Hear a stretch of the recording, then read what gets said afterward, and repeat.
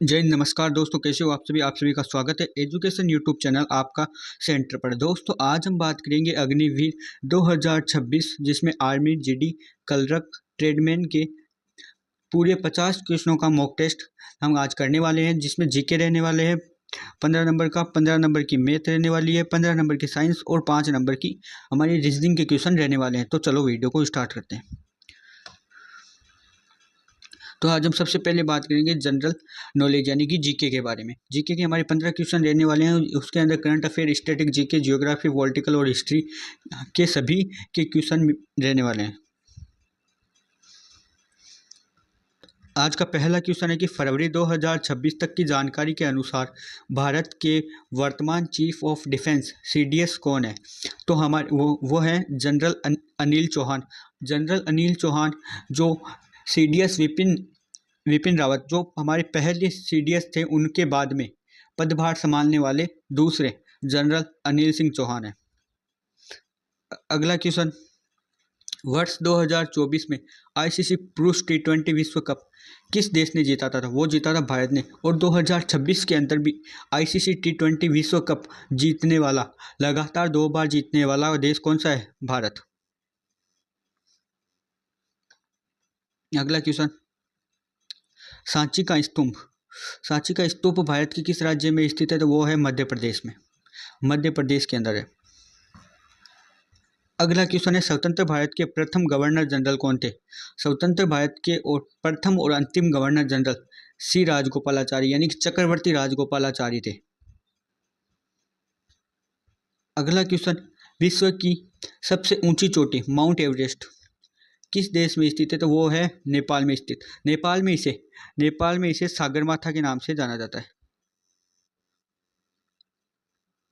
जिसकी लंबाई 8,848 मीटर है। अगला क्वेश्चन है कि कथकली किस राज्य से प्रसिद्ध शास्त्रीय नृत्य, किस राज्य का प्रसिद्ध शास्त्रीय नृत्य है? वो है केरल का। एक तो कथकली है और एक है मोहिनीअट्टम। ठीक है। अगला क्वेश्चन, भारत के किस शहर को मसालों का बगीचा कहा जाता है? तो किसे कहा जाता है? वो कहा जाता है केरल को। केरल को मसालों का बगीचा कहा जाता है। केरल की राजधानी है तिरुवनंतपुरम। 8वां क्वेश्चन, इसरो का मुख्यालय कहाँ पे? इसरो का मुख्यालय बेंगलुरु कर्नाटक में है, जिसकी स्थापना 15 अगस्त 1969 को हुई थी। क्षेत्रफल की दृष्टि से भारत का सबसे बड़ा राज्य कौन सा है? क्षेत्रफल की दृष्टि से सबसे बड़ा राज्य है राजस्थान, और जनसंख्या की दृष्टि से है उत्तर प्रदेश। जनसंख्या की दृष्टि से।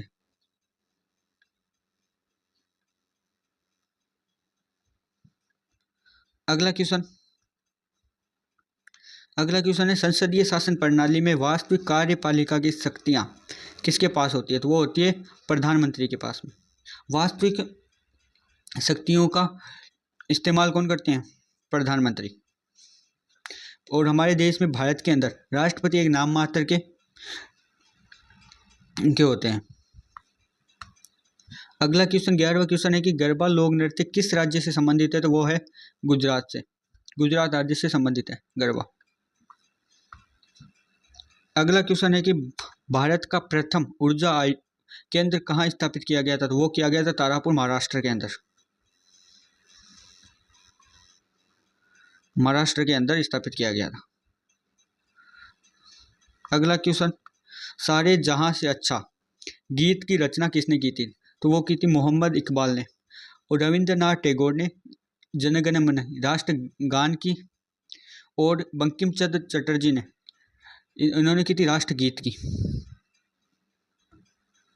और पानीपत का प्रथम युद्ध 1526 में किस किस के बीच में हुआ था? तो वो हुआ था बाबर और इब्राहिम लोदी के बीच में।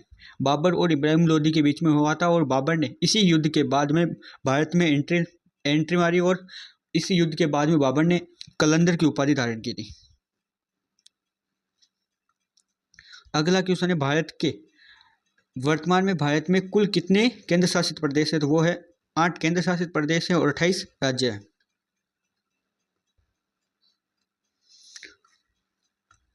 अब हम बात करेंगे जनरल साइंस के बारे में। हमारे जनरल साइंस के 15 क्वेश्चन रहने वाले हैं। तो अब पहला क्वेश्चन है, प्रकाश की चाल सबसे पहले किस में मापी थी? सबसे पहले किस में मापी थी? वो थी रोमर में। रोमर के अंदर प्रकाश की चाल सबसे पहले मापी गई थी। अगला क्वेश्चन है कि रक्त का धब्बा जमाने में कौन सी कोशिका सहायक होती है? तो वो होती है प्लेटलेट्स। कौन सी? प्लेटलेट्स। अगला क्वेश्चन है, आनुवांशिकी के पिता किसे कहा जाता है? आनुवांशिकी के पिता ग्रेगर जॉर्ज मेंडल को कहा जाता है। अगला क्वेश्चन है कि लोहे को जंग से बचाने के लिए उस पर जस्ते की परत चढ़ाने की प्रक्रिया को क्या कहा जाता है? उसे कहा जाता है गैल्वेनाइजेशन। गैल्वेनाइजेशन कहा जाता है। अगला क्वेश्चन है, मानव शरीर की सबसे छोटी हड्डी स्टेप्स कहाँ पाई जाती है? शरीर के अंदर वो पाई जाती है कान के अंदर। और सबसे बड़ी हड्डी जांघ के अंदर, जिसे फीमर कहा जाता है। जिसे क्या कहा जाता है? फीमर, जो जांघ के अंदर पाई जाती है, पैर के अंदर। अगला क्वेश्चन है, दूध की शुद्धता को मापने वाला यंत्र कौन सा होता है? तो वो होता है लैक्टोमीटर। और दूध के अंदर कौन सा अम्ल पाया जाता है? तो लैक्टिक अम्ल। कौन सा? लैक्टिक अम्ल। दूध के अंदर लैक्टिक अम्ल पाया जाता है। और दूध का पीएच मान कितना होता है? दूध का पीएच मान होता है 7। पीएच स्केल होती है 1 से 14 तक। 1 से 14 तक। और 7 होता है उदासीन। 7 से कम अम्ल और 7 से ज़्यादा क्षार। सूर्य की किरणों में हमें कौन सा विटामिन प्राप्त होता है? तो वो होता है विटामिन डी। विटामिन डी हमें सूर्य की किरणों से प्राप्त होता है। अगला क्वेश्चन है कि ध्वनि की चाल सबसे अधिक किस में होती है? तो ध्वनि की सबसे अधिक किस में होती है चाल? वो होती है लोहा इस्पात के अंदर। और सबसे कम होती है गैस के अंदर। सबसे कम गैस के अंदर होती है। अगला क्वेश्चन है, विद्युत ऊर्जा को यांत्रिक ऊर्जा में बदलने वाला यंत्र कौन सा है? तो वो है विद्युत मोटर। विद्युत मोटर विद्युत ऊर्जा को यांत्रिक ऊर्जा में बदलने का काम करती है। अगला क्वेश्चन है कि पेंसिल की लीड बनाने में किसका प्रयोग किया जाता है? तो किसका किया जाता है? ग्रेफाइट का। ग्रेफाइट का प्रयोग किया जाता है पेंसिल की लीड बनाने में। अगला क्वेश्चन है, गाड़ियों के पीछे का दृश्य देखने के लिए किस दर्पण का प्रयोग किया जाता है?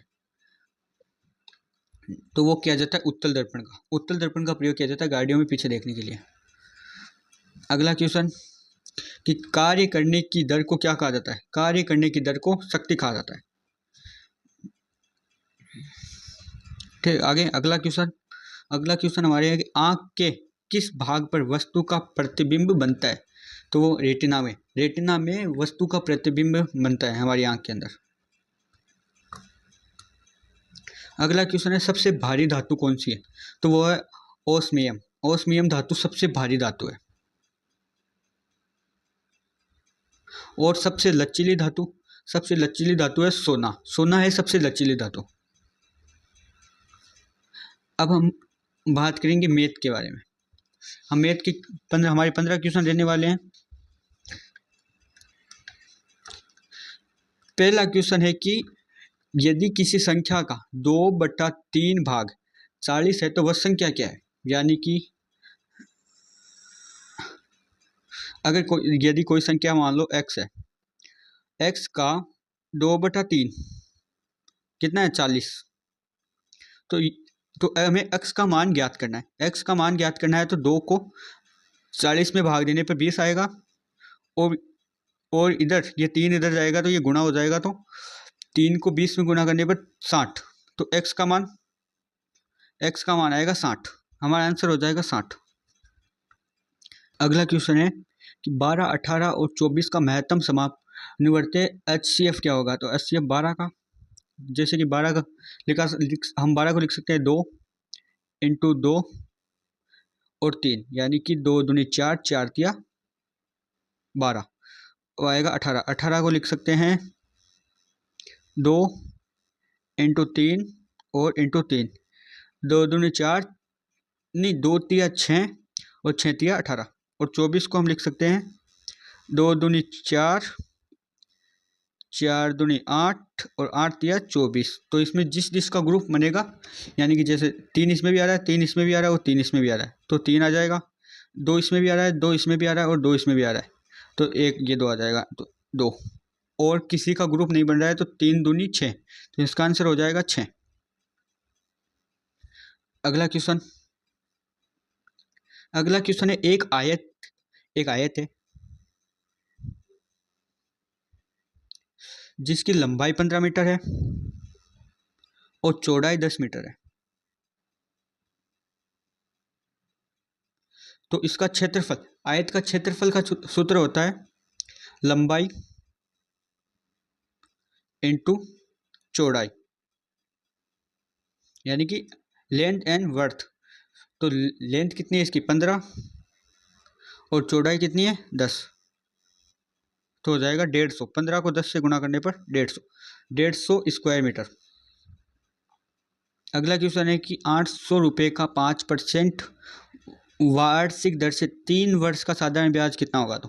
तो इसमें लिखना है SI बराबर PRT, P यानी प्रिंसिपल, R यानी रेट और T यानी टाइम बटा 100।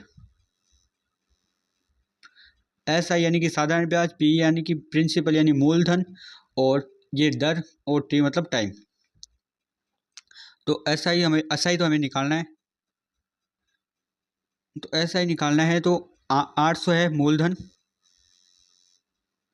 5 है दर, 5% दर और 3 वर्षों के लिए बटा 100। तो 2 जीरो से 2 जीरो गए, 8 पंजे 40 और 40 दिया 120, तो ऐसा आया गया 120 रुपये कि 0.25 को साधारण भिन्न में बदलिए। 0.25 को साधारण भिन्न में बदलने के लिए पॉइंट हटाएंगे, तो नीचे 2 पॉइंट के बाद में 2 संख्या है, तो नीचे 2 जीरो, अगर एक संख्या होती तो 1 जीरो, और 25 से इसे काट देंगे, 25 से एक बार और 25 चौके 100 4 बार, तो इसका आंसर होगा 1/4, ऑप्शन नंबर बी। अगला क्वेश्चन, एक ट्रेन 72 किलोमीटर घंटा की चाल से चल रही है और उसकी चाल क्या मीटर पर सेकंड में बतानी है। तो 72, अगर हमें कोई भी चाल किलोमीटर पर आवर से मीटर में बदलनी है तो उसे 5/18 से गुणा कर दो, और अगर कोई मीटर पर सेकंड की चाल को किलोमीटर में बदलनी है तो 18/5 से गुणा कर दो। तो हमें मीटर पर सेकंड में बदलना है, तो 72 को 18/5 से गुणा करना, नहीं 5/18 से गुणा करना होगा। तो 18 चौके 72 और 4 को 5 से गुणा करने पर 20, तो 20 मीटर पर सेकंड, ऑप्शन नंबर सी। अगला क्वेश्चन है कि ए रेशियो बी की वैल्यू 3:4 है और बी रेशियो सी की वैल्यू 8:9 है, तो ए रेशियो सी की वैल्यू क्या होगी। तो मतलब ए, बी और सी, ए रेशियो बी की वैल्यू 3:4 है, बी और सी की वैल्यू 8:9 है। तो ये 4 के पास वाली जगह जो भी खाली होगी वहाँ पे 4, और 8 के पास में है तो यहाँ 8। तो हमें पूछा ए और सी को, तो हमें बी से कोई मतलब नहीं है। 8 दिया 24 और 9 चौक 36, और इसे रेशियो का मतलब है कि उस संख्या को, उन दोनों संख्या को, या जितनी भी संख्या है उनको जितनी देर तक काटना है जितनी देर तक वो लास्ट तक कटती नहीं है। तो 12 से काटेंगे 2 बार और 12 से काटेंगे 3 बार, तो 2:3। ए और सी की वैल्यू 2:3 आएगी, ऑप्शन नंबर बी। प्रथम 5 अभाज्य संख्याओं का योग ज्ञात करना है। तो प्रथम 5 अभाज्य संख्या कौन सी, एक तो 2, 3, 5, 7 और 11। 2 और 3 5, 5 और 5 10, 10 और 7 17, 17 और 11 28। तो 5 अभाज्य संख्याओं का योग कितना होगा 28, ऑप्शन नंबर सी। अगला क्वेश्चन है, वह छोटी से छोटी संख्या ज्ञात कीजिए जिसमें 4, 6 और 8 का पूरी तरह से विभाजित हो जाए। तो ऐसी संख्या कौन सी है, तो वो होगी, देखो 12 में 4 का जाएगा लेकिन 6 का भी जाएगा लेकिन 8 का नहीं जाएगा, तो ये तो नहीं होगी। 18, 18 में 4 का ही नहीं जाएगा तो ये भी नहीं होगी। 24, 24 में 4 का भी जाएगा 6 बार में, 6 का जाएगा 4 बार में, और 8 का जाएगा 3 बार में। तो संख्या और हमारा ऑप्शन सही क्या होगा? 24। 48 में भी जाता है, 4 का भी जाता है, 6 का भी जाता है और 8 का, लेकिन हमें पूछा है छोटी से छोटी संख्या ज्ञात करनी है, तो वो होगी 24। कहते हैं अगला क्वेश्चन, 10% और 10% की दो क्रमिक छूटों को दो क्रमिक छूट किस एक छूट के बराबर है इनमें से? तो दो क्रमिक छूट दिए, यानी कि 10% होता है कि, अगला क्वेश्चन है कि 10%, 42वां क्वेश्चन, 10% और 10% की दो क्रमिक छूटें किस एक छूट के बराबर है इन ऑप्शन में से? तो 10% को कैसे निकालते हैं? 10% को फ्रैक्शन में 10/100, 0 से 2 गया यानी कि 1/10, यानी कि कोई 10 में खरीदी वस्तु, दुकानदार ने कोई 10 में खरीदी वस्तु और एक की छूट पर कितने 9 में बेच दी, फिर एक वस्तु को 10 में खरीदा और 9 में बेच दिया, तो इनको गुणा करेंगे तो 100 और इनको गुणा करेंगे तो 81, 9 81, कितने ज़्यादा है कितने कम है? तो 19 कम है। टोटल कितने में से? 100 में से। और परसेंटेज निकालने के लिए 100 से गुणा, 100 से गया 100 तो बचा कितना? 19% के बराबर है। 10% की दो क्रमिक छूटें किसके बराबर है? 19% के बराबर है। अगला क्वेश्चन है कि किसी वस्तु का 450 रुपये में बेचने पर 10% की हानि होती है तो वस्तु का क्रय मूल्य, अभी हमने बताया कि 10% को फ्रैक्शन में कितना होता है? 1/10। अगर कोई वस्तु हमने 10 में खरीदी और एक की हानि पर कितने 9 में बेच दी, ठीक है, वो बता रहा है कि 450 में बेची, यानी कि 9 की वैल्यू 450, 9 450 है तो 1 की वैल्यू 9 पंजे 45, 50 बार, तो 10 की वैल्यू 500, तो उस वस्तु का क्रय मूल्य क्या होगा? 500 रुपये।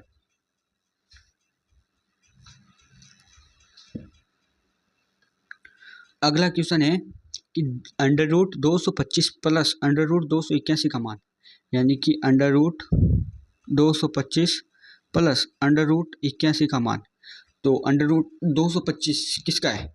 तो अगर वर्गमूल करना है इसका, वर्गमूल यानी कि 15 को 15 से गुणा करेंगे तो कितना आएगा? 225, ठीक है, 15 को 15 से गुणा करने पर 225 और 9 को 9 से गुणा करने पर 225, तो ये अंडर रूट में है ये वाला और ये वाला, तो इसमें से अगर 2 है तो एक जोड़ा निकल जाएगा, यानी कि इसमें से 15 निकल जाएगा और इसमें से 9, तो 15 और 9 कितना होगा? 24। अगला क्वेश्चन कि एक त्रिभुज के दो कोण 45 डिग्री और 75 डिग्री के हैं, तो तीसरा कोण, ये एक त्रिभुज है, ये त्रिभुज होता है एक टोटल 180 डिग्री का। अगर एक कोण 45 का है और एक कोण 75 का है, यानी कि एक कोण 45 का और एक कोण 75 का, तो इनको जोड़ दो, 10 5 5 10, एक हासिल 5 और 4 11 और एक 12, 120 के हैं, तो 120 को 180 में से घटाने पर कितने आएंगे? 0 में 0, 8 में से 2 गए 6, तो तीसरा कोण कितने का होगा? 60 डिग्री का। अब हम बात करेंगे रीजनिंग के 5 क्वेश्चंस के बारे में। हमारा अगला क्वेश्चन है 46वां क्वेश्चन की श्रृंखला को पूरा कीजिए, यानी कि 2 के बाद में 5 आया, 5 के बाद में 10, 10 के बाद में 17, 17 के बाद में क्या आएगा? तो 2 को बाद में 5 आया तो कितने? +3 हो रहा है। 5 के बाद में 10 आया तो +5 हो रहा है और 10 के बाद में 17 आया तो +7 हो रहा है, यानी विषम संख्या आ रही है। विषम, पहले 3 आया फिर 5 आया फिर 7 आया, तो अब क्या कितना होगा? 9 प्लस होंगे, तो 17 और 9 कितने होंगे? 17 और 9 होंगे 26। अगला हमारा क्या होगा? अगली संख्या क्या होगी श्रृंखला में? 26। अगला क्वेश्चन है कि विषम शब्द को चुनिए जिसमें क्रिकेट, हॉकी, फुटबॉल और शतरंज है। तो इसमें विषम संख्या है शतरंज, क्योंकि क्रिकेट, हॉकी और फुटबॉल ये आउटडोर गेम है, यानी कि फील्ड पर खेले जाते हैं, लेकिन शतरंज फील्ड पर नहीं खेला जाता, ये इंडोर गेम है, इसलिए ये आंसर हमारा सही होगा। अगला है यहाँ पे 3 होगा कि एप्पल को 5 2 2 1 3 लिखा जाता है, तो पी का कोड क्या होगा? तो ए का कोड है 5, बी का कोड है 2, पी का कोड है 2, एल का कोड है 1 और ई का कोड है 3। तो इसमें पूछा पी का कोड, तो पी का कोड होगा 2, आंसर 2। अगला है कि एक व्यक्ति उत्तर की ओर मुख करके खड़ा है, यानी कि नॉर्थ साइड, ये नॉर्थ हो गया, ये साउथ हो गया, ठीक है। और वह अब 90 डिग्री दाएं घूमता है, यानी कि दाएं घूमता है, तो वो ये देखो इन सभी के बीच में कितने, ये पूरा 360 का है, और इनके यानी कि साउथ और वेस्ट के बीच में 90 डिग्री का कौन बनता है, वेस्ट और नॉर्थ के बीच में 90 डिग्री का, नॉर्थ और ईस्ट के बीच में भी 90 डिग्री का। तो ये 90 डिग्री दाएं तरफ घूम रहा है, यानी कि इस साइड, यानी कि नॉर्थ में है और 90 डिग्री घूमेगा तो ये ईस्ट की साइड इसका मुख हो जाएगा। तो इसका किसकी दिशा की साइड मुख है, तो किसकी साइड, ईस्ट की साइड। अगला क्वेश्चन है कि राहुल की माँ सोहन के पिता की इकलौती बेटी है, तो सोहन का राहुल से संबंध। तो राहुल की माँ यानी कि ये राहुल है, राहुल की माँ यानी कि माँ को एम मान लेते हैं, माँ ये इसकी माँ है, ठीक है। राहुल की माँ सोहन के पिताजी यानी कि ये सोहन के पिताजी को पी मान लेते हैं, ये इसके पिता, ठीक है, के पिताजी की इकलौती बेटी है, यानी कि इसके पिताजी की बेटी है, इनकी पी की बेटी है, यानी कि पी माना हमने तो इनकी बेटी है ये। तो सोहन का राहुल से संबंध, जैसे सोहन का राहुल से संबंध, तो राहुल की माँ के पिता का बेटा, माँ का पिता का बेटा मतलब मामा, तो राहुल का क्या लगेगा, सोहन, मामा। तो आंसर होगा सी। आज की क्लास यही समाप्त होती है, और ऐसे ही इन्फॉर्मेटिव वीडियो के लिए हमारे चैनल को सब्सक्राइब करिए, और रोज़ाना हम आपको 50 क्वेश्चनों का मॉक टेस्ट देंगे आर्मी के 1 जून से जो 15 जून के बीच में पेपर होने वाला है जब तक। तो हमारे चैनल को सब्सक्राइब करें और वीडियो को लाइक करें। धन्यवाद। जय हिंद।